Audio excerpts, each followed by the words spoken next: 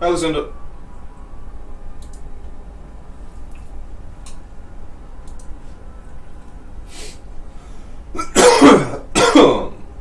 I just took a dab. Hi, Joe. I cannot believe I am stuck in the jungle with such a spoiled brat. Oh, God. I was talking about him. Mr. Smith, please. We must stay together. There are many dangers in the bush. Yes, so you keep saying. Up to it, Larson. Why don't we teach frickin' Sack and have... Why is the internet being dumb tonight?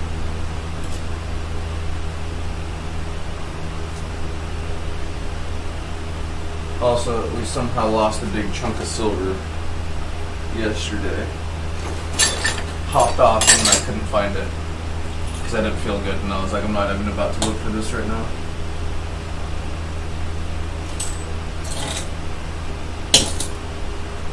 So it's gone forever.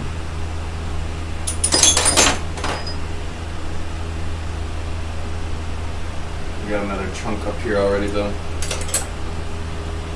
My neck still hurts a little bit. It popped really good not too long ago. Well, I needed to be drinking water also.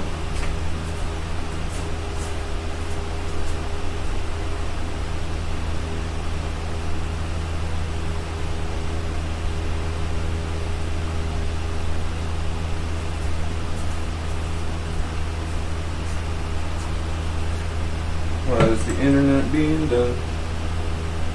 What up, Mel? Let's just watch some YouTube for now and let's finish this South Park. Constantly seeing more and more stuff as you. Oh, it's focus Internet on Mysteries, things. There's so many Iceberg. random. The best part of Christmas is...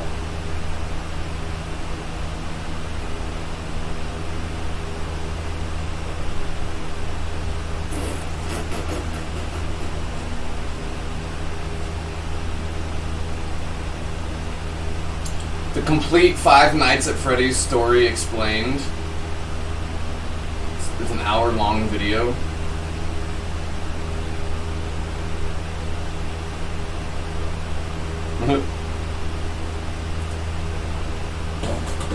I do kind of want to get some background.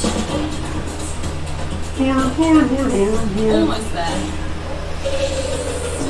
Got it. Listen to your body, feel your power. Fitbit by Google. Fitbit by Google. It's not an Apple Watch, I promise. Right? Like, I didn't think there was that much lore. So, I'm doing the thing. Unlike Oh my God. most of the horror series that I cover, I feel like today's horror series needs no introduction.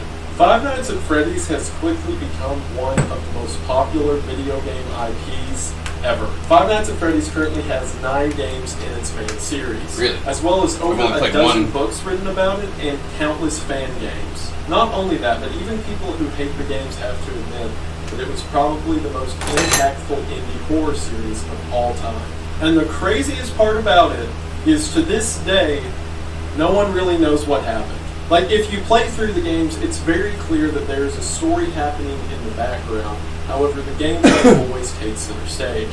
And despite the countless Reddit threads and YouTube videos made on the topic, there still doesn't seem to be a clear answer of what happened in the games themselves. So I'm here to throw my hat in the ring and present to you what I believe to be the story of the Five Nights at Freddy's series. See, this video started out, I just wanted to cover the FNAF VHS tapes, because a couple people, specifically Splintus McGrimpus, which is a funny name, has made fantastic horror set within the universe of Five Nights at Freddy's, but taking its own story direction with its own characters and events. However, after getting all of my research done for that, and then thinking how I would describe it to you all, it wouldn't make a lot of sense to someone who wasn't familiar with the Five Nights series.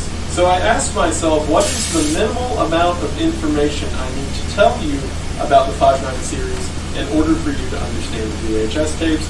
And that eventually devolved into me breaking down the entire story with all of the characters I'm about it. and the events themselves. I'm doing great. However, I'm only partially joking on that because I do believe that the Five Nights at Freddy's storyline is a very interesting story that deserves to be told.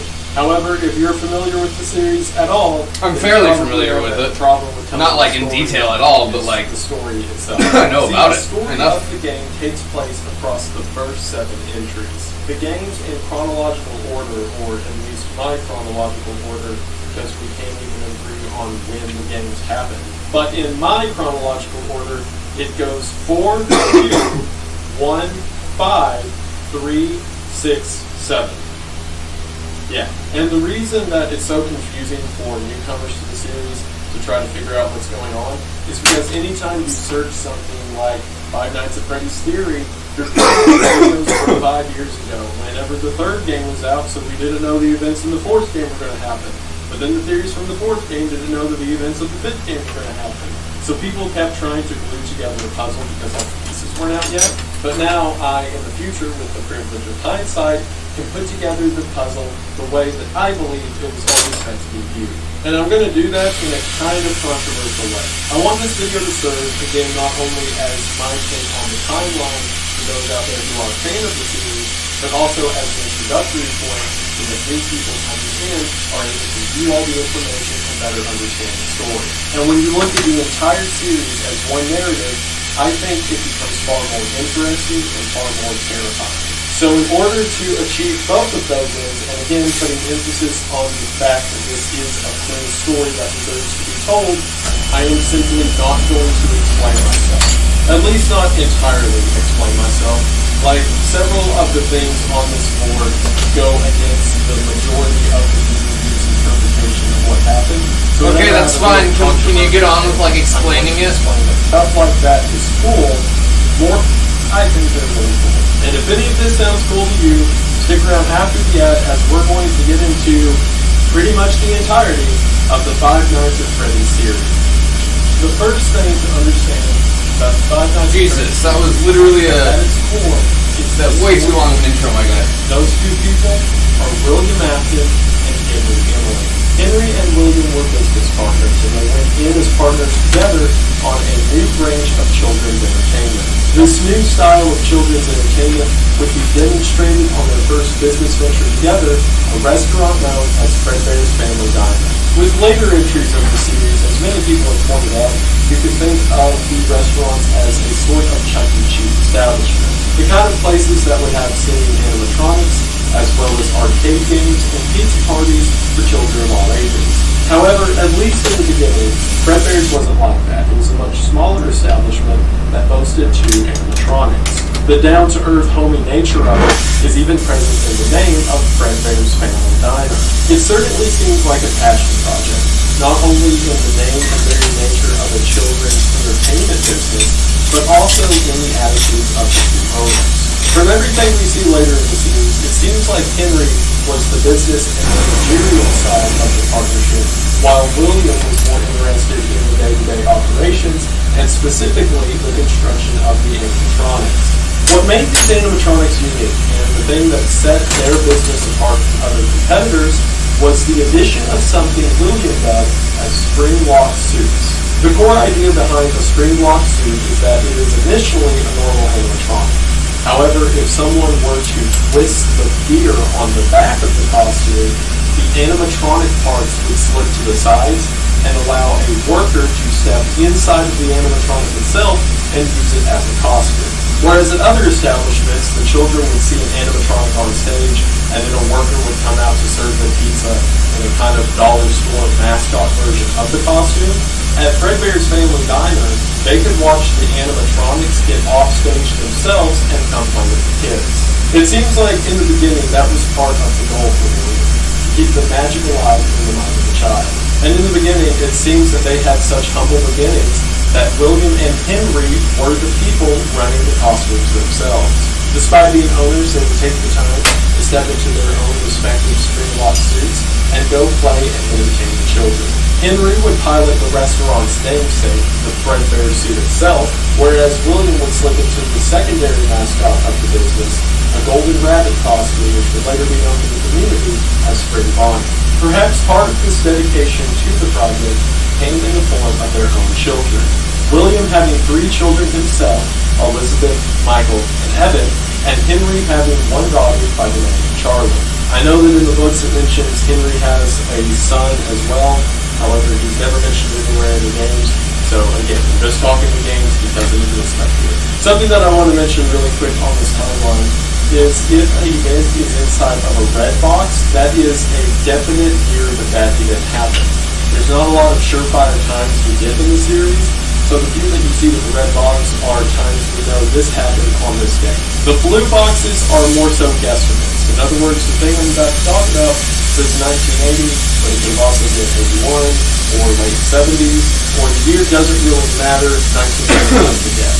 Looking at the timeline, we can see that William and Henry started Fredbear's Family Diner around 1970. And then, thanks in no small part to the dedication of the owners themselves, as well as the invention of spring lock suits, a decade later they are able to expand their brand, as around 1980, William opens Aspen Robotics, and William and Henry continue to expand the business itself with Fazbear Entertainment, which becomes a sort of industrial chain of Freddy Fazbear restaurants. Things were going great for the team. Henry was continuing to manage the brand as it was expanding, and William continued to create more odd and interesting robotic figures. One of these inventions that we see in the games is a small Fredbear plush that seems to have a camera inside of it, as well as a series of animatronics later dubbed Funtime animatronics that it seems I didn't expect it to be very entertaining. Great, and it seemed that nothing would stop the pair from accomplishing great things in the realm of children's entertainment. There's a lot of information here, apparently. For whatever reason, it seems This is what I need right now. My brain's not doing good things. Terrified of the animatronics his father was building. Because of sick brain, that is. People who have gathered information from the books have speculated that perhaps William was purposefully making his child afraid of the animatronics because William knew that they were dangerous. Because, you know, animatronic suits that have, like, wires and gears holding the animatronic pieces from flying back into place and killing you, unfortunately, would be dangerous to go around, especially if William is building them with his house. From what we see in future games, it even seems that William had put cameras throughout his house so that while he was working on his animatronics, he could monitor exactly what his son was doing. In the meantime, Evan's older brother, Michael, began to torment Evan over his fear of these creatures. See, at this point, the brand had extended from not only Fredbear's Family Diner, but there was also Fredbear and Friends, and there were several other mascots that would stand on stage along with Fredbear. One of these was a character by the name of Foxy.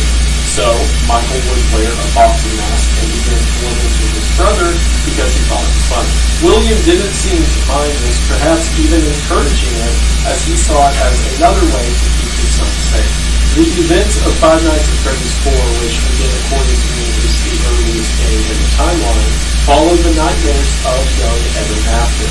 The reason the animatronics look so over-the-top creepy and terrifying is because these aren't real animatronics. These are the nightmare imaginations of a young child who's afraid of his father's creations. And Evan is spending these sleepless nights trying to evade these creatures of his own imagination. That is until the end of the week, whenever Afton and his family go to Fredbear's Family Diner. Yeah, thank you for the $2. While his friends, all wearing the mascot's faces, begin to torment Evan and make him get closer and closer to the animatronics himself. Until Michael makes a joke that Evan wants to give Fredbear a kiss, to which the boys put Evan into Fredbear's mouth, and whenever the animatronic bites down,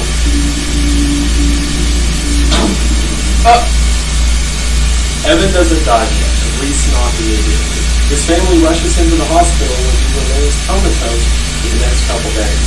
In the final levels of Five Nights at Freddy's 4, it's possible when looking back at the bedside to see things like a hospital IV bag or flower pot. Not only that, but the nightmares within the final nights of Five Nights at Freddy's 4 transition from being the general different animatronics from the restaurant to just nightmarish apparitions of Fredbear himself. While Evan is lying in the hospital bed, we hear Michael tell Evan that he's sorry and ask for his forgiveness. Until the Fredbear plush itself begins to speak to Evan. As established earlier, this is one of William Afton's Hammer plushies, so it's safe to assume that this is William speaking to his son. In his final moments, we hear William say that it's going to be okay, and that he's going to put Evan back together before everything fades out and Evan seemingly passes away. Now, if you're a big aficionado of the series, I'm the same you may way, disagree dude. with that placement of the story. He's like, I'm gonna lay down just for a few However, minutes. this, as well as the events that happened Don't do it, it's a trap. are so debated, and there's so many different options of when this happened, or this happened before this, or blah blah blah. But again, as a story, this makes the most sense to me as the catalyst that began everything. William, a man who wanted to entertain children and managed to do so for decades, began his madness when one of his children used one of William's own creations to kill his other child. And then in that father's desperation, he begins experiments and procedures to try to maintain the soul of the child. See, that's where the horror comes from. For those of you who may have known anything else about the Five Nights at Freddy's games, you've probably heard it has to do with dead children possessing animatronics. And while the rules of it aren't explicitly laid clear, at least on the video games themselves, it seems that if a child is killed by an animatronic or a piece of their body is put into that animatronic after death, that their soul possesses the animatronic itself. Yeah, I was You can wondering essentially think of it as a haunt. they were. I thought it was like If someone I thought it was bad programming for a while. I didn't know it was like haunted robots. I thought it was sentient robots. dies in a derelict mansion, then they haunt that derelict mansion. If someone dies and their body is put inside of an animatronic, then their spirit possesses Whoa, that was a good animatronic. neck stretch. And that is exactly what happens here. While we do not know the details of how or why or what happened, either because Fredbear killed Evan, or potentially afterwards, William put pieces or all of Evan's body into Fredbear. Evan's spirit No shit. possessed the Fredbear animatronic. Okay. See, now the color coding makes sense. This wasn't just a Sunday school teacher's gimmick to make the letters look cool. It had a purpose. Because now, Evan is the spirit of Fredbear. I don't know if you can see Fredbear good. If I turn the lights off, the reflection if you can. So yeah, Fredbear is Evan, at least for now. As I'm in the midst of applying for residency right now, wish me luck. Grammarly has again been a lifesaver with Mallory. Not sure how, perhaps just being around Fredbear and seeing signs that his child was still inside of his suit, or maybe even some kind of weird signs that William applied to the suit itself in order to name it. Either way, it seems that William figured out his son Evan was inside of the Fredbear suit. As you can imagine, not only the death of William's child, but now his child being trapped in a suit of his own invention changed William's life forever. It seems that from here, William wanted to better understand what had happened to Evan. So he began to modify the aforementioned funtime animatronics with the express purpose of trapping another child so that he could figure out how the whole soul possession works. Oh, that'd be awesome, His Jay. primary contender in this being an animatronic. That'd be very cool. Circus Baby. Circus Baby was specifically designed with a giant claw inside of its chest cavity, as well as sensors that would always calculate and determine how many people were currently in the room. He did this with the intent of Circus Baby managing to get a child alone all by himself so that his claw could then come out and grab the child before dragging it into its chest cavity to be killed. She can dance, she can sing, she's equipped with built-in and replicating movements right at her fingertips. She can take song requests, she can even dispense ice cream. With all due respect, those are the design choices we were curious about. This is, at least according to my timeline, the beginning of William's evil and murderous intent. It seems that the death of his own child pushed William to such extreme lengths that he was now willing to kill another kid in order to either see what happened to his son or perhaps even find a way to bring him back. During the construction of Circus Baby, William's daughter Elizabeth was Yeah, we could do that. probably because it was an animatronic that looked like a young girl and had to go That'd be very cool. ice cream. On the opening Does he like your orb? Freddy Fazbear's sister location, where the Circus Baby's Pizza World, Or the honey Elizabeth piece. managed to get away from her father and go see Circus Baby all by herself. The Circus Baby animatronic, calculating that Elizabeth was the only one in the room, put out a piece of ice cream to serve her, before grabbing her and bringing her into her chest, in which Elizabeth was killed. Did you know that I was on stage once? It wasn't for very long, only 1 day. I would always count the children, I'm not sure why. I was always acutely aware of how many there were in the room with me. There were 4, then 3, then 2, then 1. Something happened when there was 1. A little girl standing by herself. I was no longer myself, and I stopped singing. My stomach opened, and there was ice cream.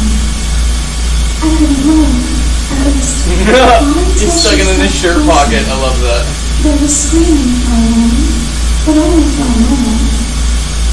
I still hear her sometimes. Why did that happen? We're never shown exactly how William reacted to this, although I imagine this is never what he wanted. In Five Nights at Freddy's 5, also known as Sister Location, Elizabeth mentions many times that her father tried to keep her away, and she specifically went against his will and ordered to go see Circus Baby by herself. It seems that he didn't want Circus Baby to kill his daughter Elizabeth, however that's exactly what happened. Despite this, however, his plan seemed to work, and the soul of Elizabeth began to possess the animatronic known as Circus Baby. Now, whenever Evan died, it was simply seen as, while Michael and his friends caused the death of Evan, they were children as well, and it could be seen as a bullying incident gone wrong. However, when Elizabeth disappeared, that raised a lot more questions. We're told in the games that the sister location known as Circus Baby's Pizza World, again the place where Elizabeth was killed by Circus Baby, we are told that it was you're good. closed due to gas leaks. This obviously being a cover-up for the I just don't have many words right now because of my brain still. here. However, there is no way this could have happened without Henry knowing. He was essentially the acting CEO over Fazbear's Entertainment, and there's no way that they would close down the brand new location on the first day due to gas leaks without them knowing it better. What I think happened, and this is supported by things that happened shortly after this, is that Henry found out what was up to. Whenever William sees that Henry has created a robot whose sole purpose is to bring in children and then kill them, it probably raised a lot of red flags. We're never told this in-game, but perhaps at the same time, Henry also saw that William was trying to rebuild his son Evan, or put Evan back into the Fazbear costume, or whatever I will put you back together with. Either way, Henry was so disgusted, at least by what he saw with Circus Baby, that he kicked William out of the company. Potentially, Henry never alerted the authorities because, for one, him and William had been friends for at least 10 years, and two, William's actions had caused the death of his own daughter. So perhaps Henry saw that as punishment. Either way, Henry didn't alert the authorities, but he did kick William out of the business. There is a scene within a minigame in Five Nights at Freddy's 6, also known as Pizzeria Simulator. The minigame is called Midnight Motorist, and there is a part of it whenever you're playing as a little sprite that is believed to be William Afton. Again, everything in this entire series is entirely circumstantial. And while playing as William Afton, you walk up to a building called Junior's. Now, a place called Junior's is never mentioned anywhere else in the series. However, general consensus is that Junior's is the first offshoot location of Fredbear's Family Diner, which is a place known as Freddy Fazbear's Pizza. So whenever William goes to the door of Freddy Fazbear's Pizza, the worker at the front door says, "You know you can't be here, don't make this any harder than it has to be." Which means the person at the front door, either Henry or an employee of Henry, recognizes William and says, "You can't be here, don't make this worse than it has to be." A lot of people say that minigame takes place during the events of Five Nights at Freddy's 2. However, I've only played the one something I'll mention in a minute. that has In the rest security of that cameras. Midnight Motorist minigame, it seems that William goes home, to which someone on the couch tells him, quote, "Leave him alone, he's had a rough day." Before William goes to someone's room, yells at them to let him in before he walks outside and sees that whoever was in the room broke the window and went to, quote, that place again. Now, this is all speculation because most of the stuff in this series is speculation. What are you going to do? It seems to me like this person sitting on the couch is probably William's wife, and although she's never seen in the series again, that's the only character that can make sense here. And the child that he is berating is his only surviving child, Michael. Michael is now terrified by his father and remorseful for the actions that he himself committed that led to the death of Evan. Perhaps whenever William says that Michael is going to that place again, he's referencing Freddy Fazbear's Pizzeria because maybe Michael's trying to figure out what happened to his sister. Like I said, that was speculation, but it makes the most sense to me. The core takeaway from it is that William is now being kicked out of the locations that he helped create by his business partner, Henry. And while Henry was in his right to do so, I mean, he found William with a child stupid animatronic that he built. Like, you can't let that guy keep working around children. Henry becomes paranoid of the idea that William will try to retaliate. During this time, William makes a new animatronic. An animatronic known as the marionette or just the puppet. This puppet is designed for the express purpose of protecting Henry's daughter Charlotte, also known as Charlie. One day, William, perhaps in the midst of a rage towards his business partner Henry, William decides that he is going to take from Henry what William had accidentally taken from himself. Again, as we can see from many games placed throughout the video game series, one day Charlie is locked outside, to which William Afton pulls up in his vehicle, kills the young child before driving away and leaving her body in an alley. Now, normally, the marionette puppet would have stopped this from happening, as its entire purpose is to follow Charlie around and protect her. However, during this event, it seems that the puppet was trapped and unable to get to Charlie until it was too late. Eventually, the puppet works its way outside in order to find the young girl, which whenever the puppet gets there, the deed has already been done. The puppet, unable to do anything else, lies down next to Charlie, to which it seems through whatever supernatural means is built throughout this narrative, the spirit of Charlie possesses the puppet. Perhaps William killed Charlie outside that day because it was just a moment of opportunity, or perhaps he did it away from the animatronics because at this point 2 of his own children had been killed in the proximity of the animatronic and their soul had been taken into it. And perhaps William killed Charlie outside in order to prevent her from possessing an animatronic.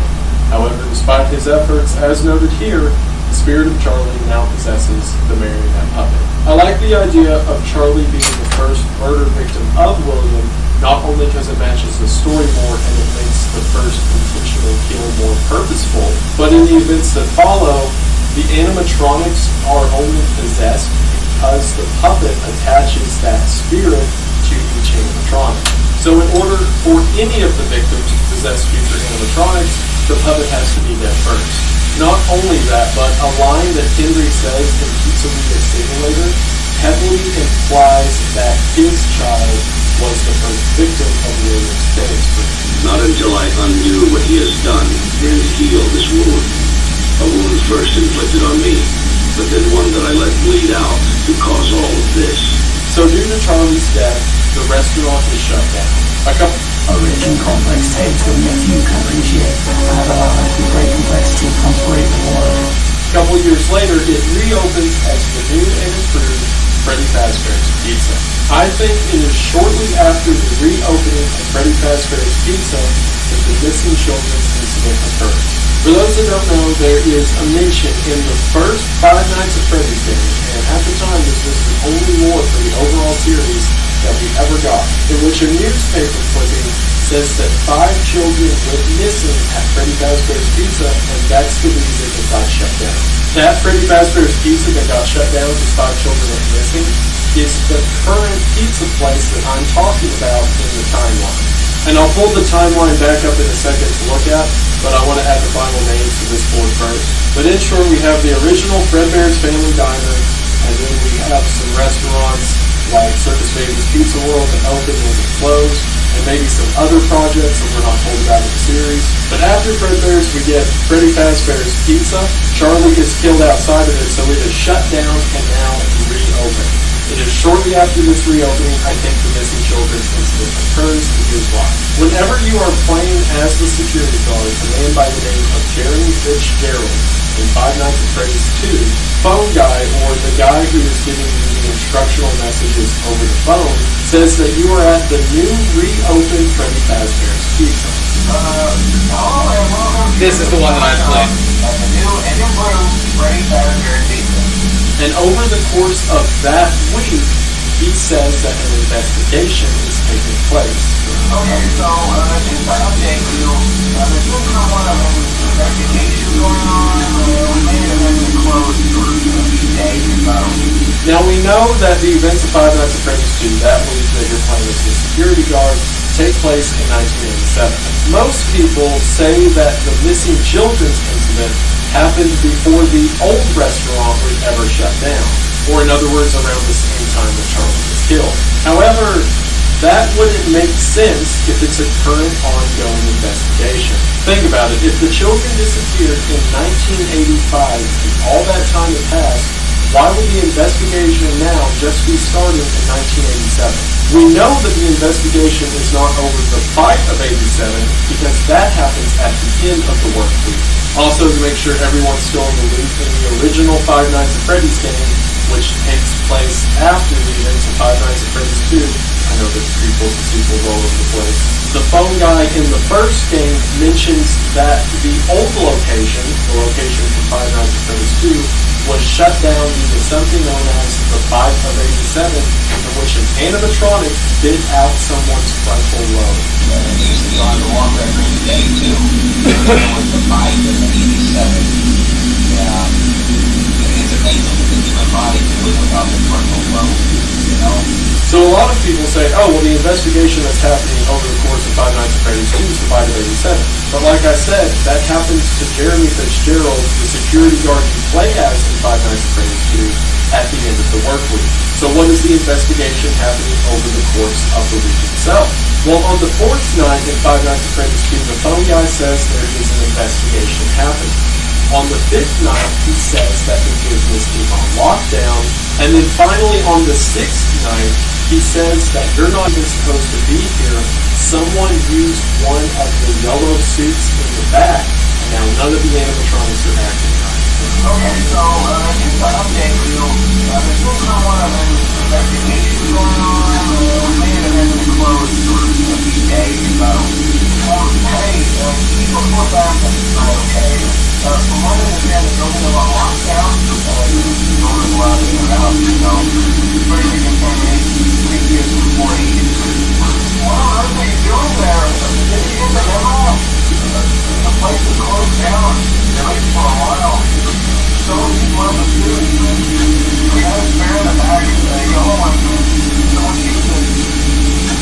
Not running around anyway. We find out in later installments that what had happened during this time is William Afton donned his spring bonnet or golden bunny suit that he used to wear back at Fredbear's before luring children into the back room and killing them one by one. We don't know William's motives for doing this. Perhaps he was doing it to try to experiment on the same conditions that caused two of his children to possess animatronics. Or perhaps it was Shipping this is taking way longer than I wanted. After the now death of 3 children in his life, one of them directly murdered by him. Either way, 5 children were killed, and it seems that in order to cover his tracks, William stuffed their bodies inside of the animatronics in the building itself. I believe that this missing children's incident, or in other words, the murder of 5 children, occurred immediately before Five Nights at Freddy's 2. And that is the investigation phone guy is referring to, which at the end of the week he says someone wore one of the yellow suits, and now none of the animatronics are acting right. It's even mentioned at this Five Nights at Freddy's 2 that they trashed the old animatronics and got brand new ones in, known as the toy animatronics. And those old ones seem to be a perfect place to store the bodies of the victims. Remember earlier how I said the Midnight Motors minigame is believed by most to occur during Five Nights at Freddy's 2? And the reason William isn't allowed back into the building is because he would have just murdered 5 children? Well, the reason I don't think that's the case is because if you go all the way back to the first game, and again, read the newspaper clipping about the missing children's incident, it says that the suspect who wore the costume has been identified and apprehended. Of course, he was never convicted because they couldn't find the bodies. I don't know why they never checked the freaking animatronics, but that's besides the point. So if Midnight Motorist takes place during the investigation of the children that William had murdered, which, keep in mind, during the course of Five Nights at Freddy's 2, all happened in the span of about a week, there is no way William would have got to the pizza restaurant and been turned away because he currently would have been in police custody. And also, I know this is being like super hypercritical of specific story moments, which doesn't always work, but I still think it's kind of weird. If William had just murdered 5 children, and this isn't like debatable if he murdered 5 children, this is he was identified and arrested, and they just can't find the bodies to convict him. But it's known by everyone around that William killed those kids. I think him, when he's supposed to be in police custody, coming to the door of the restaurant, and then the bouncer being like, hey, you shouldn't be around here. Doesn't that seem like a very low power push off to a guy who just murdered 5 kids in your restaurant? That sounds much more like William was doing some shady stuff and accidentally killed his own daughter and got kicked out. Not he murdered 5 kids like last week. And again, he should be in police custody at this point. Midnight Motorist happens before the death of Charlie, not during Five Nights at Freddy's 2. You can fight me about it. We find out these names from a point later in the series, but the 5 children who were killed by William Afton during the incident were Gabriel, Fritz, Susie, Jeremy, and Cassidy. And those children were placed into the bodies and subsequently possessed Freddy, Foxy, Chica, Bonnie, and Fredbear, respectively. Now, it's not known if William put the bodies into the animatronics, or that's indicated in the puppet minigames throughout the series, that the puppet, now being possessed by Charlie, went through and attached each of those children to the animatronics themselves. Or more specifically, we know that the puppet was responsible for giving life to these kids. We don't know if that means some more spiritual or metaphorical action, or if the puppet took the murder victims and placed them inside of the animatronics. Either way, the bodies couldn't be found because the bodies of the children were inside of the animatronics themselves. Again, we don't know if the puppet or William did that. Like I said, according to my timeline, this happens immediately before the events of Five Nights at Freddy's 2. So the reason that the animatronics are trying to kill the security guard Jeremy Fitzgerald in that game is because 5 of them are possessed by the spirits of children murdered by William Afton. As we see in several of the flashback minigames, William Afton is depicted as a purple figure, also known as Purple Guy, wearing a security badge. So it's more than likely that William gained access to the restaurant and was able to kill these kids and don the spring body suit because he pretended to be a security guard and wore the purple security guard vest. This would explain why 5 children who have recently been killed tried to kill the first person they see wearing a purple security uniform. The phone guy phone calls that I've mentioned are pretty much the only way that the character gets any world or lore relevance for the first couple games. At the end of the Night 6 phone call, phone guy tells Jeremy, again the security guard that you're playing as, that he has one job left to do before the restaurant closes down for a while. That job is he has to watch over a children's birthday party the next day and make sure he wears his purple security uniform and stand very close to the animatronics. We have one more event scheduled for tomorrow, the birthday. You'll be on day shift. Wear your uniform. Stay close to the animatronics. Make sure they don't hurt anyone. This causes the event on the final day of the restaurant's opening, known as the Fight of 87, in which one of the animatronics bites Jeremy Fitzgerald, ripping out his frontal lobe. This, as you can imagine, was very bad PR for the company, and Freddy Fazbear's Pizza shut down at the time for good.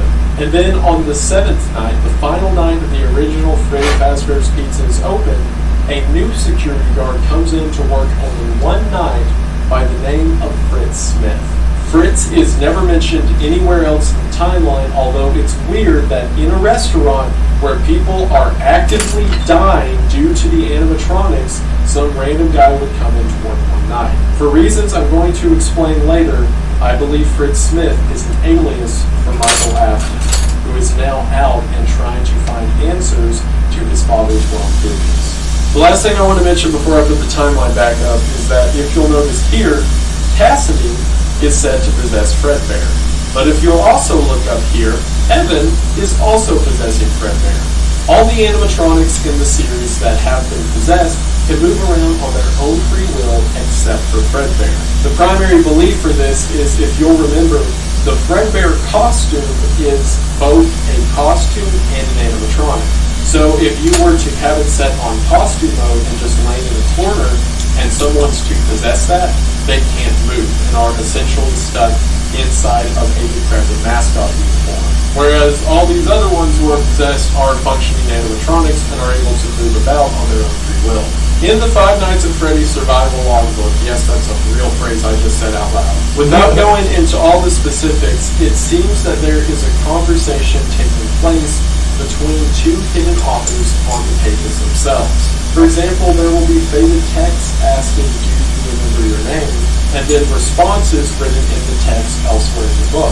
It's two people having a conversation with each other, and without going into the nitty-gritty of how this was determined, because again, it was a lot. By the way, I didn't mention this enough earlier. Big shout out to Game Theory, also known as MattPat. Like, I understand he has also done the thing I mentioned, where people get hyper-focused on the details and forget the story, but none of this would be possible without the amount of work and research that guy and his community has done to figure out all of this information, to the point where a lot of the flippant facts that I'm giving you wouldn't be known if it wasn't for his business. So, gotta respect your forerunners that came before him. So, again, thank you about that. But due to work mostly done by him, it is determined that two souls possessing the Fredbear animatronic. These two souls being Cassidy and Evan, as mentioned earlier. And also, they can't move. They're just stuck in a suit talking to each other. That's pretty sad. Alright, so just to recap everyone, to make sure we're on the same page. 1970, William and Henry start Fredbear's Family Diner. In the 80s, the business expands into several restaurants and more of a corporate entity. In 1983 is when the events of FNAF 4 happen, where Michael kills Evan using the mouth of the Fredbear animatronic, and all of the nightmares that Evan has take place during that time. Because of this, William builds the Circus Baby animatronic with the intention to kill and kidnap the child. And I say both in 1983, they were probably in the same year, maybe 1984, whatever. So in 1983, Circus Baby kills Elizabeth, and shortly after that, events of Midnight Motors take place where Henry kicks William out of the business. This causes William to get angry and Henry to get paranoid, so Henry builds the puppet to protect Charlie, or Charlotte as I have said here, for which William then kills Charlie, and the puppet is possessed by the spirit of Charlie. Because of that, Fredbear and Friends shuts down, and it's later reopened probably around 1985, sometime between 85 and 87. And it's reopened and rebranded as Freddy Fazbear's Pizza. New animatronics are brought in to take the place of the old ones. This is around the same time that the Missing Children's incident occurs right before Five Nights at Freddy's 2. So the bodies of the children from the Missing Children incident, either by William or the puppet, are stuffed into the old animatronics, which leads directly into the events of Five Nights at Freddy's 2. At the end of that week, the bite of 87 occurs, which is when during the day shift, one of the animatronics bites Jeremy Fitzgerald's frontal lobe out. Technically not killing him, because it's mentioned in Five Nights at Freddy's 1 that someone can live without a frontal lobe, but that doesn't mean he lived well or for very long afterwards. I have spring lock failures mentioned here. That doesn't mean directly in 1987. Whenever we get to Five Nights at Freddy's 3, there's a mention on one of the recorded tapes that one of the restaurants was shut down for having several spring lock failures. After learning of an unfortunate incident at this location involving multiple and simultaneous spring lock failures, the company is deemed temporarily unfit for employees.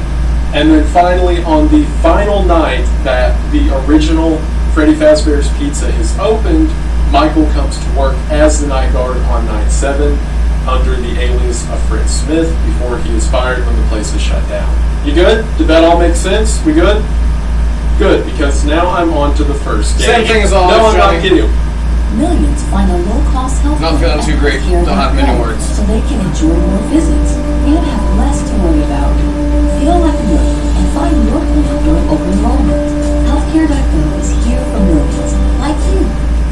And we're now ready to talk about the original Five Nights at Freddy's. Do you see why this is so confusing? People give creators like Matt Pat and stuff a hard time for this. But like, if you were in it whenever this was happening, you had to just totally guess about everything I just said because we got rough hints and newspaper clippings as to what happened. Like, yeah, a lot of the theories got kind of ridiculous. I'm good. out Don't there. tell me what to do, Johnny. Man, there was so much we were filling in the gaps for. So now we are finally to the events of Five Nights at Freddy's 1 occurring in 1993. In it, a security guard by the name of Mike Schmidt gets a night job at the reopened Freddy Fazbear's Pizza. So last time, I'll go through the restaurants at least for now. We had Fred Fazbear's Family Diner, which is the one where Evan got his head chopped and then that shut down. We had Fredbear and Friends, which is the one where Charlie was murdered outside of, and that got shut down. We then had Freddy Fazbear's Pizza open, which is where 5 children were murdered and one security guard had the front part of his brain taken out, and that was shut down. And now finally we have Freddy Fazbear's Pizza reopening and Michael working as the security guard. The reason I'm so confident in saying that Michael is Mike Schmidt is because, for one, Mike's name is Mike, and also in Five Nights at Freddy's 2 and Five Nights at Freddy's 1, whenever Fritz and Mike are fired, on the pink fire slip, it says that they were fired due to odor. While this probably started out as just a joke in the first one, I think it is enough of a clue in to tell us that this is the same person. And also, it makes the most sense for a storyline. Because if these guys aren't Michael, then in Five Nights at Freddy's 2, some random guy showed up for one night to fight for his life against animatronics and then never showed up again. And then in Five Nights at Freddy's 1, you have a guy who is almost being murdered by animatronics every night he's working there and then comes back to work the next day. It only makes sense to me if this is Michael who is braving these horrors in order to try to right his father's wrongs or just figure out what happened to his father. It's like Chekhov's gun. It would be completely pointless to introduce 2 characters who never show up again and have no other plot relevance when you can have one character fill both of those roles and make the story more meaningful. Anyway, it's mentioned by Phone Guy in the original Five Nights at Freddy's that they took the animatronics from the FNAF 2 location, the old decrepit ones, and gave them a remodel, and those are now the animatronics they're using on stage. So, in other words, the animatronics that are possessed by the dead children just got a remodel and now they're back on stage again. And once again, the reason they are trying to kill you, the player, which is also you, Michael Afton, is because you're dressed in the security uniform of the man that killed them. And probably, since it's Michael, also looks a little bit like him too. I also didn't mention this earlier.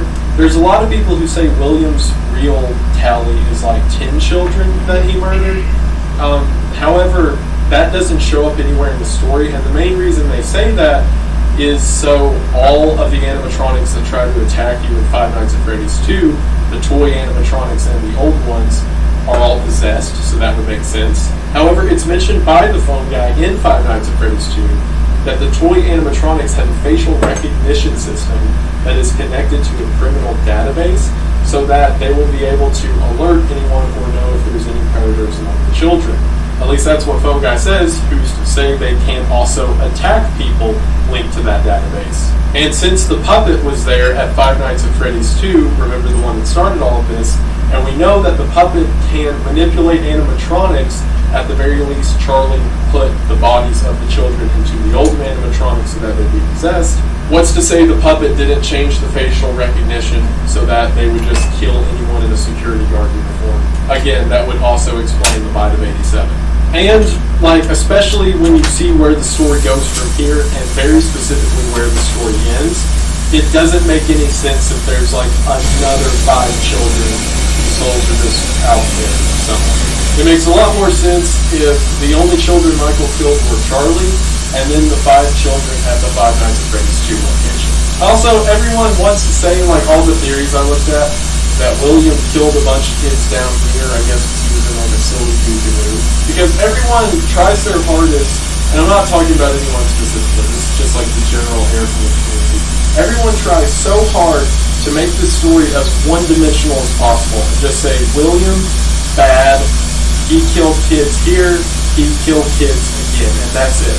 And while yes, William bad, it is William reason for bad that I think is interesting, and the reason that this story always intrigued me.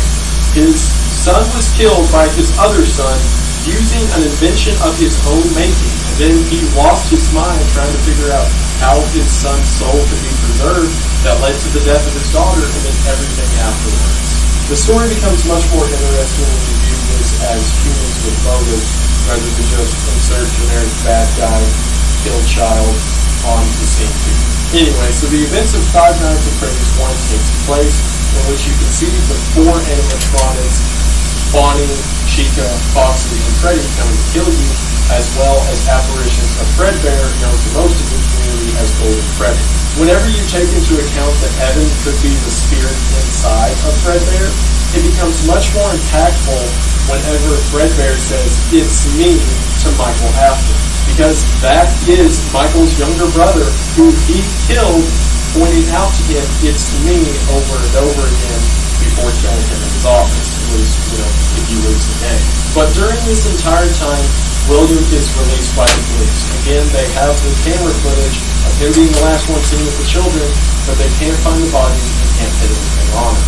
So shortly after the events of the first Five Nights at Freddy's, William goes to Freddy Fazbear's Pizza in order to cover up his evidence. This is the flashback games that we see in Five Nights at Freddy's 3, where William goes into the restaurant and begins disassembling the animatronics. Now we find out later in Sister Location that he took pieces of those animatronics and then rebuilt them into the framework of the Funtime animatronics. If you'll remember, Circus Baby was one of those, which was this private collection he had made. And now he is disassembling the animatronics that are possessed by the spirits of the children he killed and reassembling them into these animatronics of his own creation. We know that this has to take place after Five Nights at Freddy's 1 because in those flashbacks he completely destroys the original 4 animatronics. And before the events of Five Nights at Freddy's 5, also known as Sister Location. Because in Sister Location, all of the old animatronics have been reassembled by William into these new Funtime animatronics. And based on how these flashbacks end, there's no way he could have done that after the flashbacks. It had to be done. Because at the end of this minigame, we see these souls come out of the animatronics that William had been disassembling and attack William himself. Within the ruins of the derelict Freddy Fazbear's Pizza, William becomes frightened and decides to hide inside of the Spring Bonnie suit. However, if you'll remember, these suits are designed so that the animatronic components can be twisted to the side in order to make room for someone to step in the costume. However, there is a mention in the series that if these suits get old or wet, there is a chance of a spring lock failure. Or in other words, the animatronic components shooting back into place while someone is still waiting. So as William puts on the old suit in order to shield himself from the children,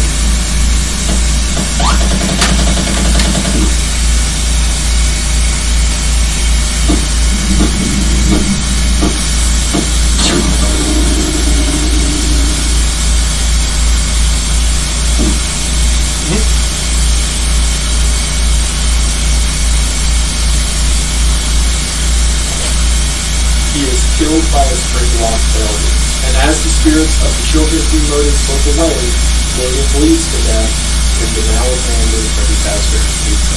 I don't want to take the timeline back down, and I don't even know how much of this you can see whenever I hang it up. But as you can see here, I have William listed on the bottom as Springtrap. Springtrap is the name that people give Spring Bonnie after William possesses the suit, because the rules still apply. If you die inside of a suit or your body inside of it, you are now the possessed soul who is controlling that suit. So William now exists as one of these derelict souls controlling Spring Bonnie, again known as Springtrap. In events we see later in the game, someone in control at Freddy Fazbear's Pizza decides to wall up all of the old rooms in the old business locations. It is, Mel. Same thing as always, Shane.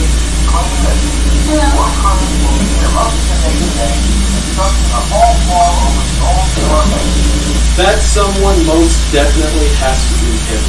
So around 1995, Logan is entombed in the back room of an abandoned Freddy Fazbear's Pizza, now possessing the suit known as Springtrap. It is at this point that sister location where Five Nights at Freddy's 5 takes place. The reason it has to happen here is because William dies, or at least stops living and starts possessing a suit that has his decomposing corpse in it at the end of these Five Nights at Freddy's 3 minigames. So he couldn't have put the spirits of the dead children or components of their suits into the Funtime animatronics after that happened. Yep. And because we see him taking apart the animatronics in those a little warm though. I'm going to say that because of the and then reassembled them into is reflecting the heat animatronics at the same time. So shortly after William dies and gets walled up into a back room in a Freddy Fazbear's Pizza, Michael decides to go figure out more about what his father was doing. It's there that Michael goes to an underground storage facility that is specifically made for the Fazbear Entertainment rental animatronics. The animatronics that are found down there are the Funtime animatronics themselves. We're just going to hang out until the end of this video. I'm going to take the rest of the night off. Is being possessed by Michael's younger sister, Elizabeth. This is where we get a lot of the information that indicates how Elizabeth died, how the Funtime animatronics were made, and stuff I've already mentioned. So, to very briefly describe the events that happened in Sister Location, the Funtime animatronics are essentially trapped in this underground storage facility and want a way out. So in order to do that, Circus Baby tricks Michael into helping them escape. The way Circus Baby ends up doing this is by bringing Michael to something known as a scooping room, which is where a giant machine is located that pulls out the endoskeleton of animatronics and leaves just the skin present. And this is like, I know we're talking about a series that has to do with children possessing animatronics and then like devices made to like scoop children into them and all that. But this is the most outlandish detail of the story to me because I can just sell all the possessed, haunting child stuff. It's the biology, anatomy, survival rates that I have a problem with. So it seems that the scooping machine scoops Michael, or at least rips a chunk of him out, and then pieces from all of the Funtime animatronics join together in a creature known as Innard. Innard is, like I said, all of the Funtime animatronics together in one collective mass, and Innard enters into Michael somehow. I guess they say that the scooper like ripped out part of his gut, and then Innard crawls into his gut, I don't know. And then Innard, effectively wearing Michael as a skin suit, wears Michael around until his body can't take it, and then Innard leaves. Now, I know there's explanations in the books that have to do with, oh, well, there's this substance that can keep the spirit alive, and it's called Remnant, and there's all this voodoo stuff. They tried to make possession and all that into a science, like something tangible, and I think that's pretty lame. And it's also not in the video game, so I choose to ignore it. But the short version is all the animatronics combined into Innard. A chunk of Michael is ripped out. Yeah, unfortunately, I still have to blow glass every night, so I figure I might as well stream while doing so. And if I don't blow glass at all, then I become even more broke. Side of that until Michael's body can't take it anymore, and Innard leaves, but Michael still survives. So effectively, all of the animatronics are now free and roaming around to do whatever they want to do. This is mentioned in the later games, but shortly after Innard escaped from Michael, because remember, Innard's now a collective consciousness of all of the Funtime animatronics, they kicked out Elizabeth, which is Circus Baby at the time, for some reason. I don't believe it's ever particularly said, someone can correct me in the comments if I'm wrong. I think it may be because Elizabeth is the daughter of William Afton, the one that killed all of them, so they're not particularly fond of that. Either way, Elizabeth, aka Circus Baby, reassembles her original form out of scrap metal and becomes a kind of junk version of herself known as Scrap Baby. Innard, which again is the collective consciousness of all of the children murdered by William, except for the puppet Charlie, we'll get to her in a minute, decides that the best way to continue survival is to scavenge parts and try to appear as a normal animatronic, or at least a sustainable one. So they do, and Innard converts itself into a creature known as Molten Freddy. And then if you'll look at the timeline, there is a 30-year gap in time. Like, the events of Sister Location probably happened somewhere around 1995, and then nothing happens until 2023. I don't know of any stories in the series that say they killed anyone during this time period, but having, like, a collective conscience of murdered children roaming around the sewers is probably a bad thing. And it becomes an especially bad thing whenever in 2023 they revisit Five Nights at Freddy's 3. It's not just unbelievable. Like, I just can't sleep. There's only one thing for me, the actress. See, by the year 2023, everything that happened on this side had become a local folk legend.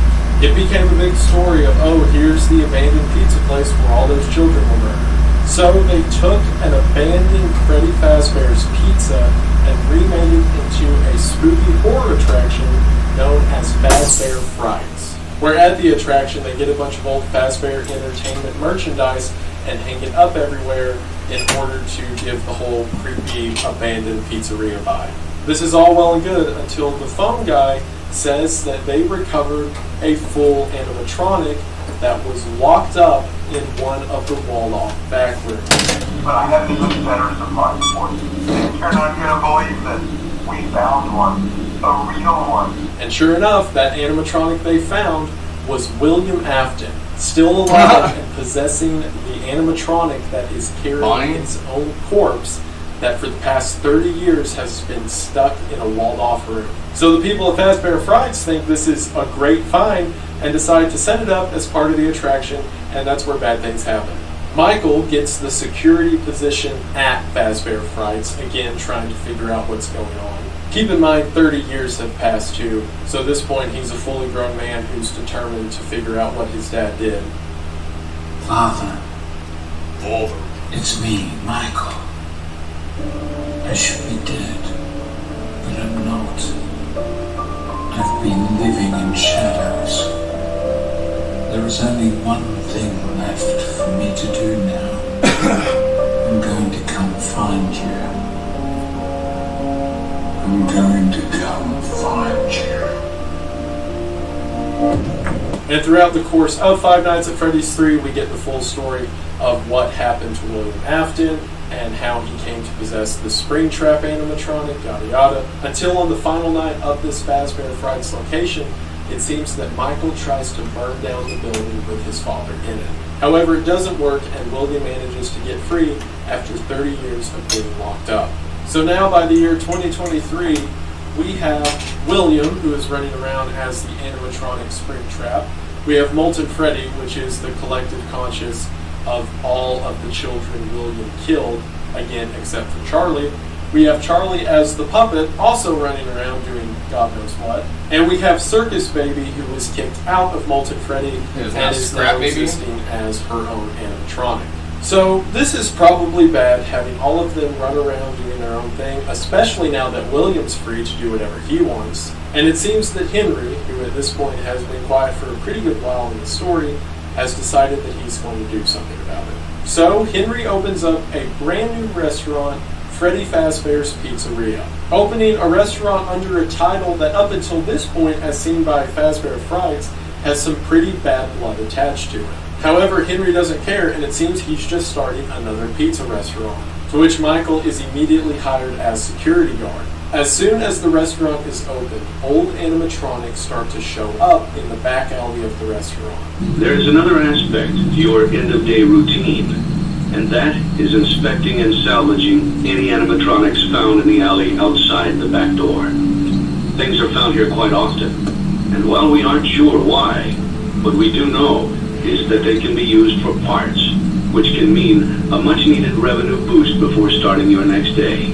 These These animatronics include Circus Baby, Molten Freddy, and Springtrap, who at the time to all the other workers just seemed to be old decrepit animatronics that it seemed somebody threw out or left behind the restaurant in case the restaurant wanted them. As the player, you have the choice in this game, which we're now to Five Nights at Freddy's 6, by the way, of what animatronics you want to bring into the restaurant and put in storage, and which ones you want to throw back outside. While you may have the ability to do what you want, in order to get the correct or full ending of the story, you have to bring all of the animatronics into the building. The game also heavily suggests to you that the purpose of what you're doing is to salvage all the animatronics. I don't know how those tiny breaths of life began to inhabit those machines, but they will never find rest now, not like this. I have to call them all back, all of them, together in one place. It seems that the animatronics are interested in whatever it is Henry's doing and have each made their way to the pizzeria one by one. Henry created the pizzeria as essentially bait in order to lure all of them back in. That is, except for one animatronic that Henry knew would not be interested in falling into a trap, and that is the puppet, which is possessed by his own daughter, Charlie. To take care of her, Henry built an animatronic known as Lefty, an animatronic built with the sole purpose of catching the puppet animatronic. Again, if you didn't know about all this story or everything happening before, that's like a really weird detail in the later games. But again, here it makes sense because he's trying to get all the animatronics under one roof, and he knew that the puppet would probably be resistant to it, so he made an animatronic specifically to catch her. And then on the final night of the pizzeria, as Michael is being attacked by the animatronics, Circus Baby begins to tell Michael of how she's going to kill him. You played right into our hands. Did you really think that this job just fell out of the sky for you? No.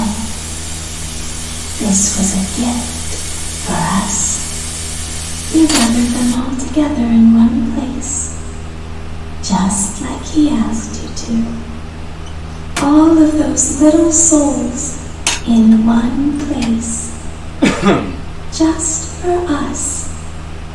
A gift. Now we can do what we were created to do and be complete.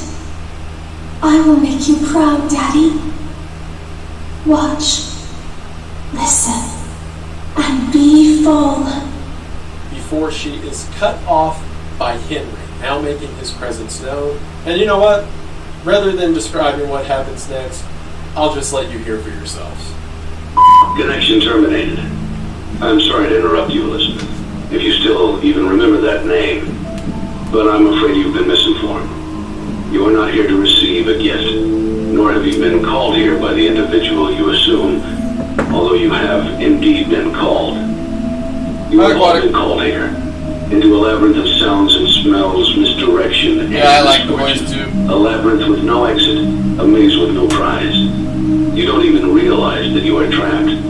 Your lust for blood has driven you in endless circles, chasing the cries of children in some unseen chamber, always seeming so near, yet somehow out of reach. But you will never find them. None of you will. This is where your story ends. And to you, my brave volunteer, who somehow found this job listing not intended for you. Although there was a way out planned for you, I have a feeling that's not what you want. I have a feeling that you are right where you want to be. I am remaining as well. I am nearby. This place will not be remembered, and the memory of everything that started this can finally begin to fade away, as the agony of every tragedy should. And to you monsters trapped in the corridors, be still, and give up your spirits. They don't belong to you. For most of you, I believe there is peace and perhaps more waiting for you after the smoke clears. Although for one of you, the darkest pit of hell has opened to swallow you whole. So don't keep the devil waiting, old friend. My daughter, if you can hear me, I knew you would return as well. It's in your nature to protect the innocent. I'm sorry that on that day, the day you were shut out and left to die, no one was Everybody's sick. into their arms, the way you lived I'm better. others A little bit better. And then what became of you? I should have known you wouldn't be content to disappear. Not my daughter. I couldn't save you then. So let me save you now. It's time to rest for you and for those you have carried in your arms. This ends, for all of us, in communication. And with that, we have the end of the Five Nights at Freddy's series. Almost. This is something special. Grand Centenary Cristalino is a handcrafted blend of the finest. Crystal clear. Grand Centenary Cristalino. Once and it's all clear. See, there's one extra game in the series, known as Ultimate Custom Mode. And from any outsider looking in, it looks like just a bonus mode. It's just one night, and you can choose any of the animatronics from the series, set them to whatever difficulty you want, and then based on how hard of a difficulty you complete each of the challenges, you're given these kind of goofy cutscenes. It seems just like a fun free play ride, right? Well, every now and then, whenever you're killed by one of the animatronics in Ultimate Custom Mode, they give you a kind of threatening message that seems directed to you in person. You won't die, but you'll wish you could. I recognize you. I'm not afraid of you. Not anymore. It seems like there's more going on here. There's a character in the name known as Old Man Consequences. And if you change the settings to where it's just Old Man Consequences that you're going up against, you'll be taken to a sort of pristine lake where you're controlling a sprite that looks like Fredbear, to which Old Man Consequences tells Fredbear, leave the demons to the demons and rest your own soul. It seems like this Ultimate Custom Night is William Afton's personal hell. And not only that, but it is being curated by the spirit within Fredbear. If you'll remember, Evan and Cassie are both within Fredbear itself. And whenever William dismantled all of the animatronics in order to put them into the fun time Thank you, Jay. which eventually became Ultimate Freddy, it was left very ambiguous if Golden Freddy was among those who were captured. So if it's true that Golden Freddy was not brought into the fold of Leonard, that would mean that after Henry burnt the pizzeria and Definitely feeling better, but I just have no energy. that Golden Freddy was exempt from that. Or if Golden Freddy was a part of Leonard and was burned up in the pizzeria, then it seems like both of the souls in Golden Freddy, or one of the souls in Golden Freddy, doesn't want to let go.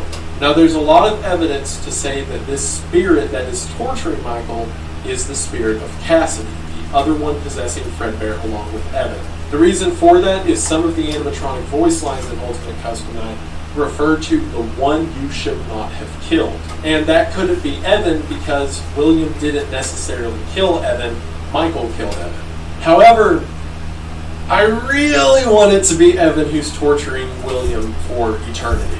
Because not only would that be very poetic, as Evan was the first child dead that started everything, and now he's the last child who's still holding on to torturing his own father, but it also makes the story so much more personal that Evan, who was forced to live in this hell over and over again, because as his father said, he put him back together, is now forcing his father to endure what Evan and so many others had to endure as well. Oh, yeah. Either way, the spirit within Too much Fredbear water. is still holding on. I'm actually out right forcing now. William to endure Need to go their refill own this. torment rather than passing on to the other side. And if you manage to complete Ultimate Custom Night on nearly the hardest difficulty, you get a final end screen of Fredbear just sitting there, twitching as the camera fades out. Is this a representation that Fredbear is going to continue to fight and torture William for time infinite? Or is the fading away symbolic of Fredbear finally letting go? Who's to say? But what I will say is that completes the Five Nights at Freddy's timeline. Probably, maybe. A lot of this was guesswork and speculation, but that's pretty much on par for the series. So, my plan was to have this video as it is, and then immediately just keep talking and run into the VHS tapes. My plan was also to make this Five Nights at Freddy's lore section like 20, 30 minutes, and this is not that. So, while I normally would just say, oh, I don't care about making a 4 or 5 hour long video, I think it would be a discredit to the creators of the VHS tapes. Like, Squimpus, McGrimpus, and whatnot.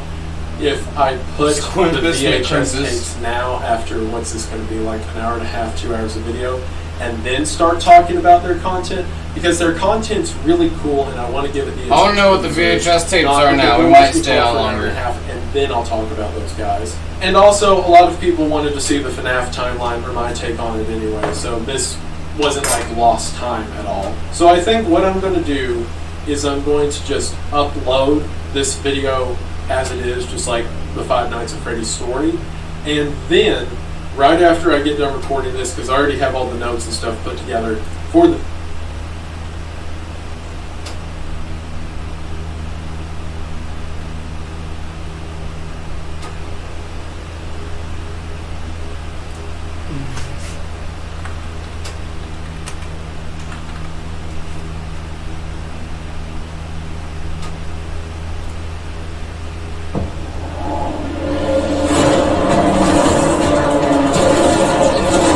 Fucking Battlefield.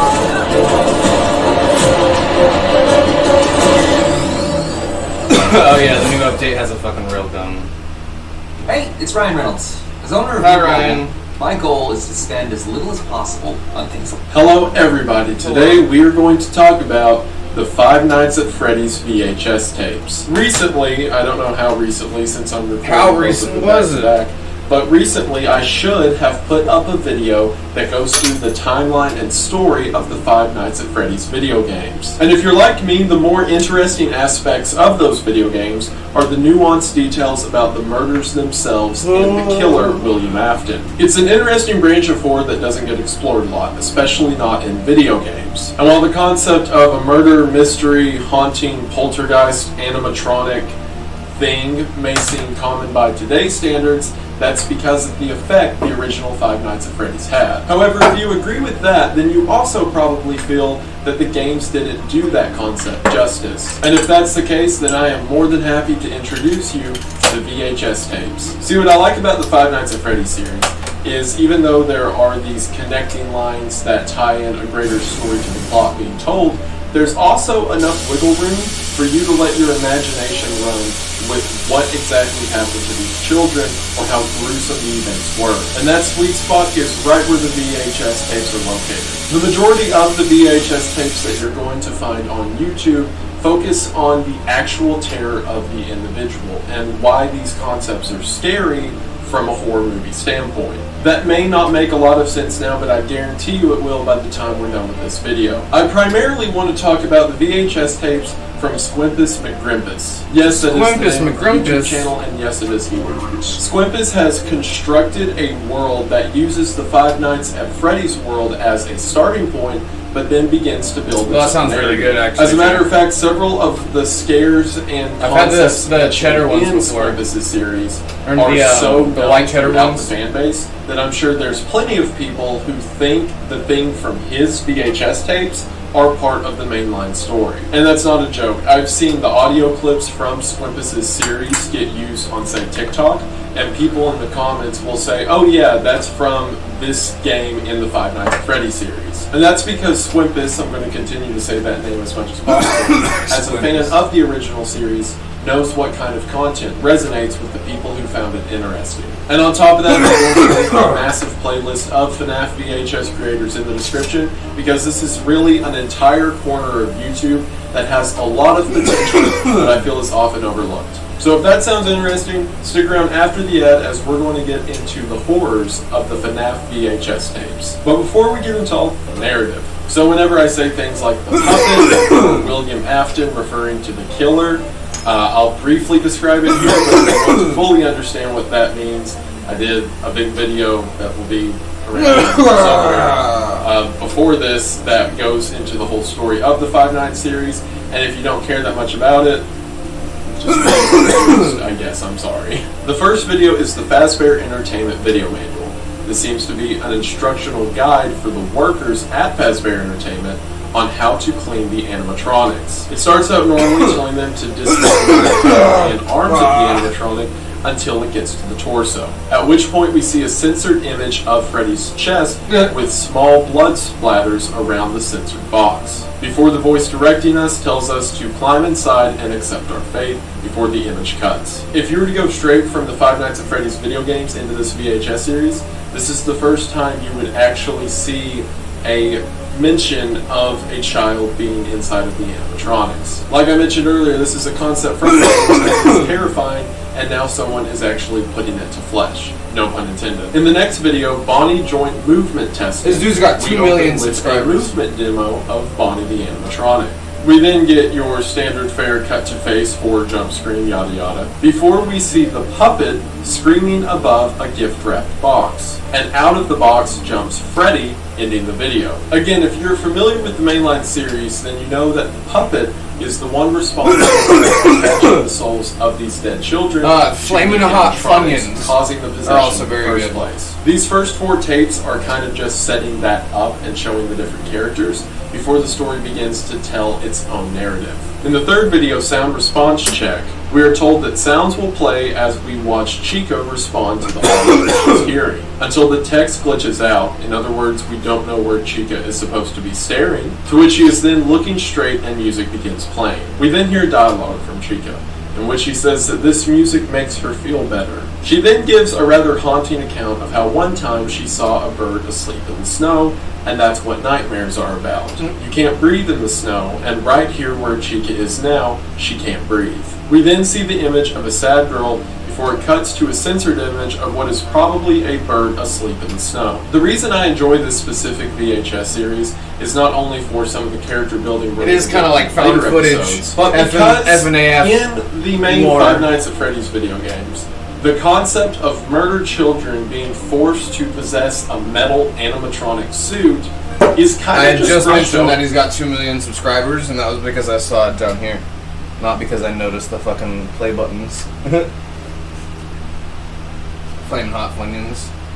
And it's easy to forget that is an horrific concept that's being mentioned by the games. And other than brief mentions from characters like Elizabeth, we don't really know how they feel about their circumstance. Whereas here in this VHS series, most of the horror comes from the concept of a child being trapped inside of this metal cage. Or as Chica says here, she can't breathe and it feels like she's in a nightmare. In our fourth tape, Pirate Cove pre-show, we're given an introduction to Foxy's show from Foxy the Pirate. This exposition repeats itself, and each time it does, it becomes more distorted and more children disappear. We then see the purple guy appear as he talks Foxy and asks, didn't he want an audience? Before the faces of the other animatronics flash, before we cut back to Foxy and then see Golden Freddy, also known as Fredbear, hanging in the air on what appears to be a purple tether. This is the first time that we've seen mention of the purple guy, however he is going to continue to be the main antagonist throughout this story. And now that the pieces are set, the 4 tapes of each of the animatronics, also known as the 4 souls possessing the animatronics,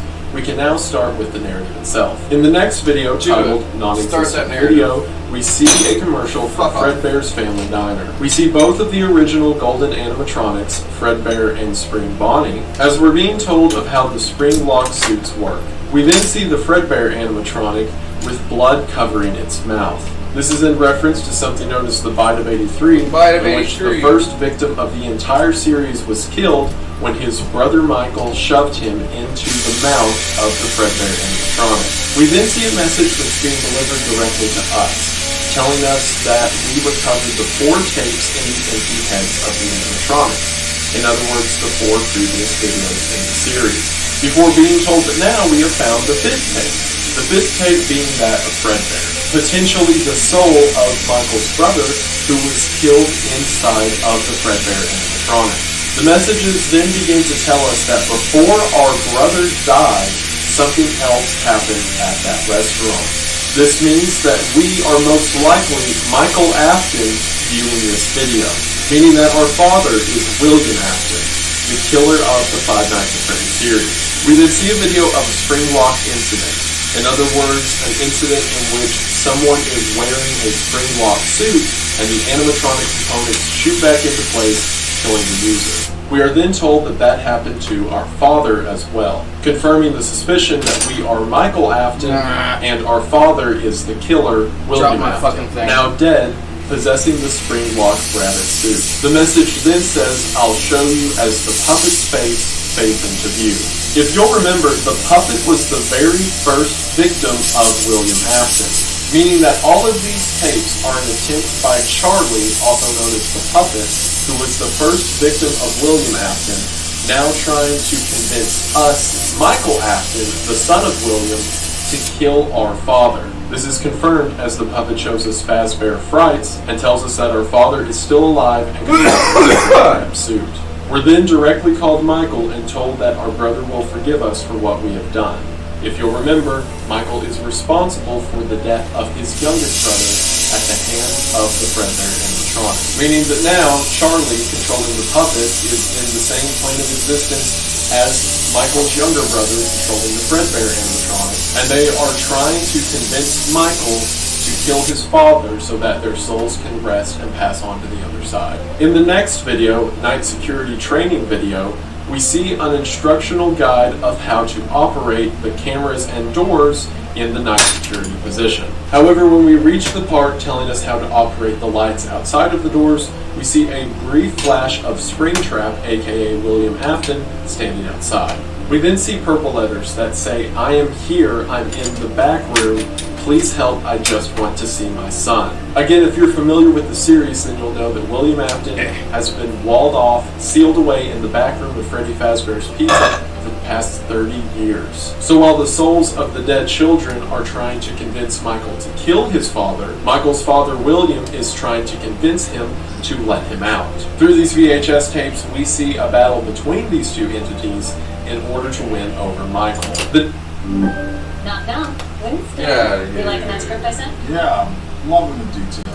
The next video, facial recognition testing, shows the animatronic Toy Bonnie. Toy Bonnie is equipped with the facial recognition system that is made to alert anyone nearby if someone is spotted whose face appears on a criminal database. To demonstrate this, we are shown several instances of Bonnie responding to a normal face and a criminal's face. Before one face is shown that confuses the person administering the test, before Bonnie leaps forward in an attempt to attack the worker. The worker manages to stop Bonnie, but is very upset and exclaims, "I know he can't come back here, but you can't put that face in there without telling me." It seems that one face in particular triggered a violent response in the animatronic. We are then shown a picture of William Afton as the word criminal is repeated over and over.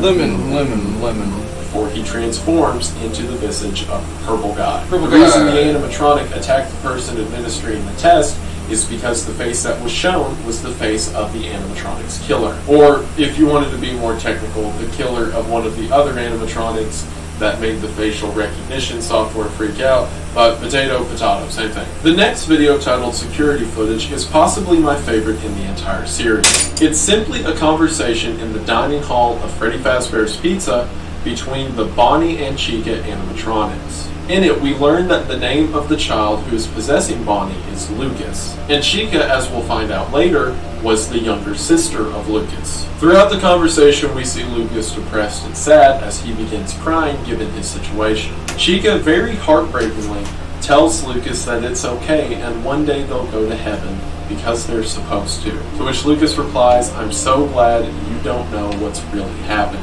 before the conversation ends and the two part ways. It's such a simple video, but it's one of the more impactful things I've seen out of the Five Nights at Freddy's series. This isn't just big enough, I don't talking think. about the scary aspect of, young children stuck just kidding. inside Put of down that one, it animatronics, is. isn't that weird? But it's also humanizing them.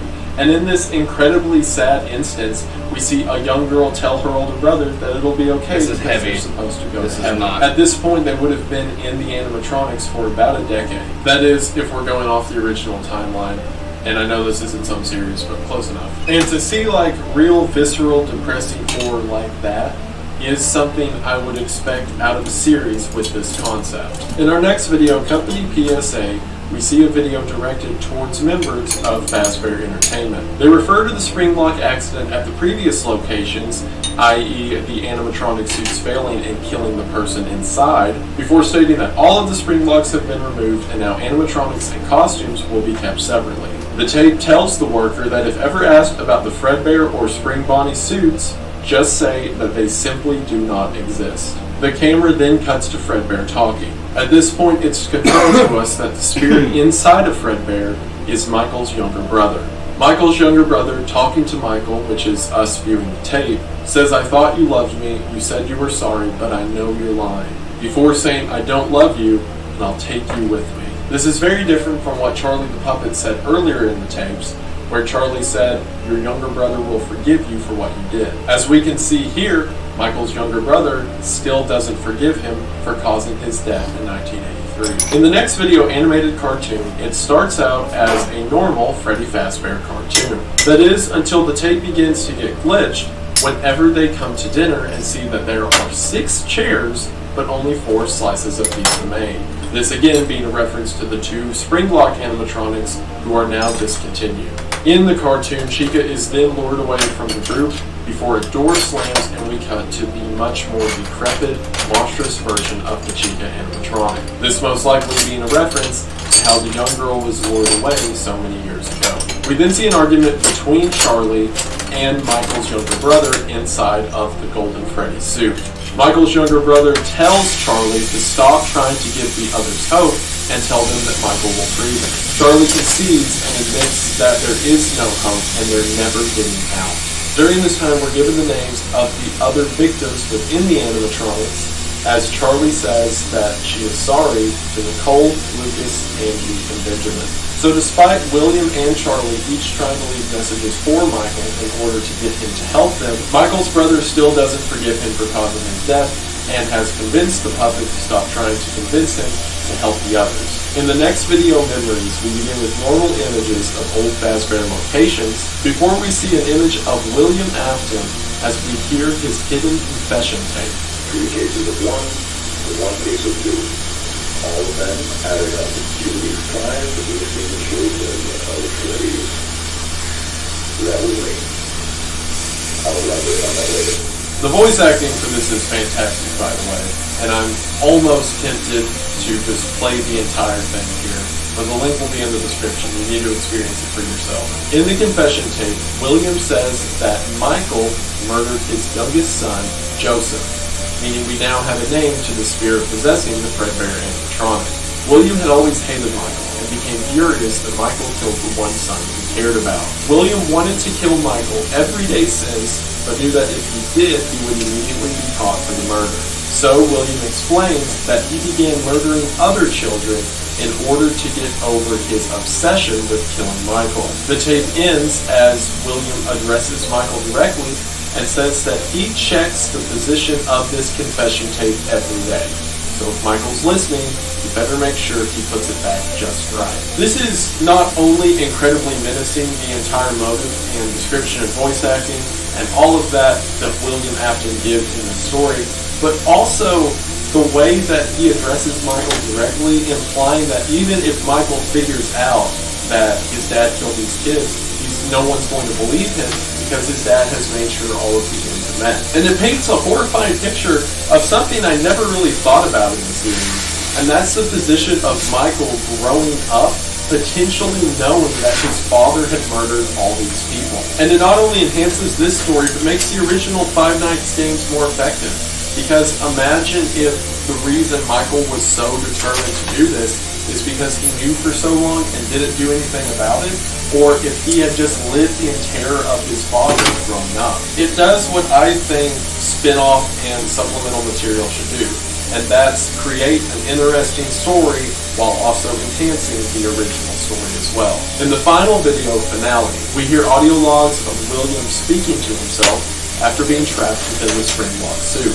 These continued throughout the years, from him begging Michael to get him out of the back room of the restaurant. I was wondering. Until eventually in 2008, I was wondering when that audio is coming up. Even remarking, "She'll make you visit me," referring to Charlie the puppet, knowing that if Michael's out there somewhere, then the puppet will convince him to face off with his father. We're then treated to a scene in which the puppet tells Michael to keep that match lit his father is close. And then, as soon as William steps into the room, Michael sets the building on fire.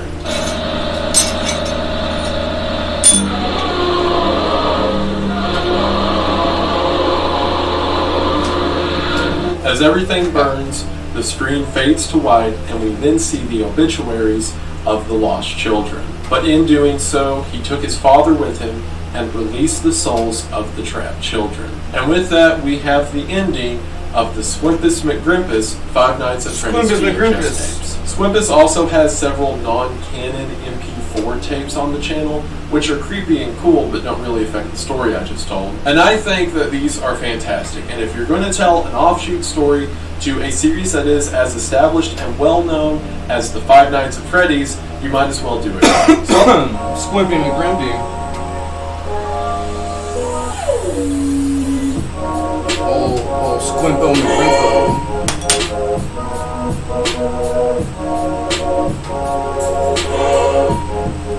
Like I said, the Five Nights at Freddy's VHS community is huge. Rather than just stopping there, I want to give a quick mention to a few of the other creators who I think deserve some attention as well. And while there are many who do this and do it very well, I'm picking a few of my favorites to show justice, one of which being Faceless Puppeteer. Faceless Puppeteer has a rather large VHS series that goes over the Five Nights at Freddy's lore, but one of my favorites is the Employee Tape, which gives some general advice to the workers who may work at a Fazbear's Entertainment location, such as, don't tell the children that the animatronics aren't real because it will ruin the magic. However, more interesting is the section where it mentions that if any child is lost, that you should escort them back to their parents, and not before the tape is censored, and we can assume it's saying bring them into a back room, which, if you'll remember, is the method William Afton used to get the children alone and kill them. Now, while that's cool, what is by far the most interesting part of the Faceless Puppeteer's work is his more unique takes on the game itself. For example, there are 2 arcade games which are set within the Five Nights at Freddy's universe. One of which is of a very scared child walking through a house as he picks up coins, and there are small mentions that something is wrong with his life, such as the fridge being empty and the mention of tear stains down his cheeks. From the best I can tell, this is potentially Michael or his younger brother, who in my main Five Nights at Freddy's video I referred to as Evan. My main reason for that being Evan is also referred to as the crying child in the main series. And making an arcade game about the childhood fears that he had growing up in the house with a serial killer is such a cool touch. There's also another game called the Fruity Maze Beta, which is based off the Fruity Maze minigame from Five Nights at Freddy's 6. In it, we see an early build of that maze game, and our protagonist Susie being led to find her dead dog. Which, not to get into all the lore stuff, but it seems that this is the way the spirit that would eventually possess Chica was led away by William Afton. However, what is by far the coolest part about Faceless Puppeteer, and the reason I wanted to mention him first after Squimpus McGrimpus, is the silent cartoon. Faceless Puppeteer has a silent cartoon in which the characters from the Fazbear locations go on the hunt for missing Chica. It's not just a unique and new way to tell the story inside of this universe, but it's also so fitting. These are children's animatronics. It makes sense that they would have their own show, especially one as low budget as a silent black and white cartoon. Awesome. And in Faceless Puppeteer's most recent video, they go to a Fazbear amusement park, where characters from the silent cartoon are seen. I think that this has insane potential to do well, because not only are you introducing your own elements to the series, like the amusement park and the silent cartoon, but you're using them to build off of each other and then begin to tell your own story. And I think that's really cool, and I think it's fantastic.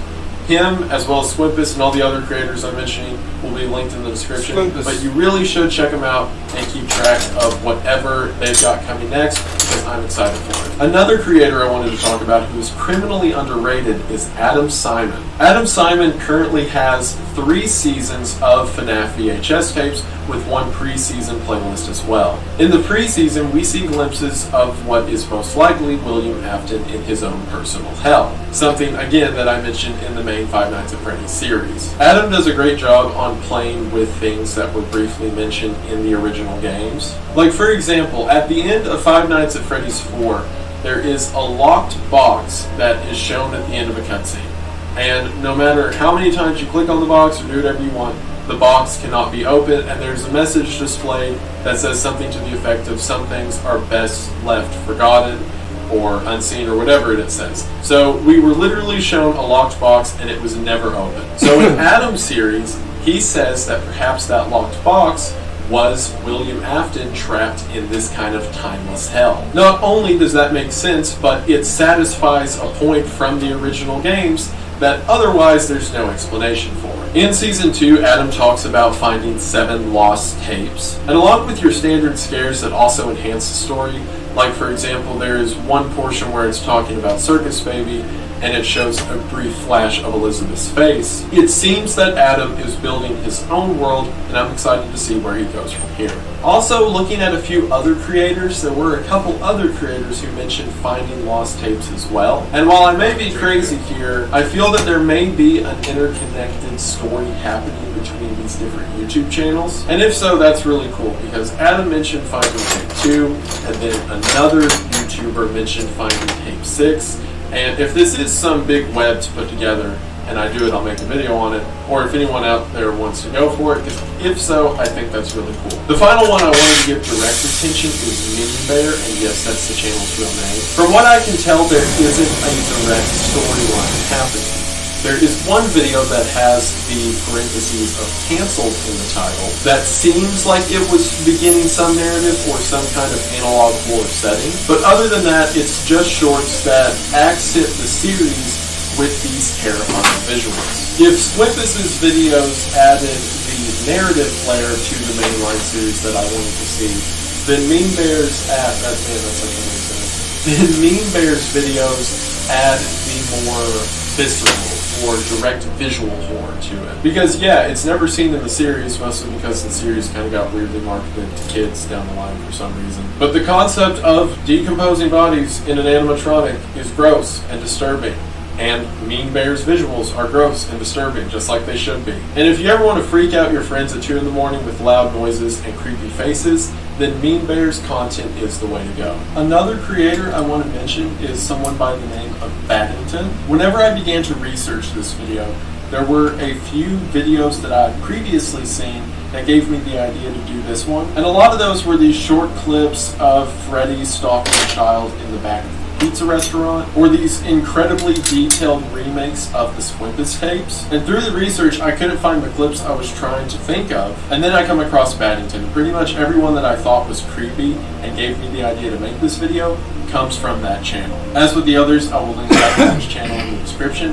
And I really think it is a fantastic take on the series, and quite possibly the best animated and stylized out of all of them. So check them out, link in the description. They definitely... Alright friends, I'm hungry, my neck hurts, I'm gonna go lay down. Appreciate you hanging out with me. We'll be back at the same time tomorrow. Might do TikTok again, might not. Until then friends, y'all have a good night. Y'all have a good day. I'll have a good time all around.